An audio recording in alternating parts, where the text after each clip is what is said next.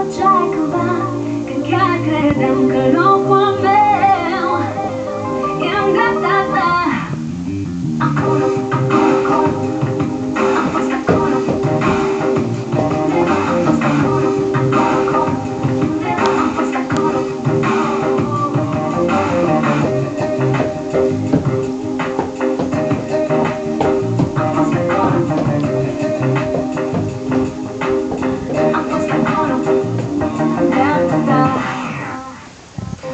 Bravo, Luca, ești foarte bună.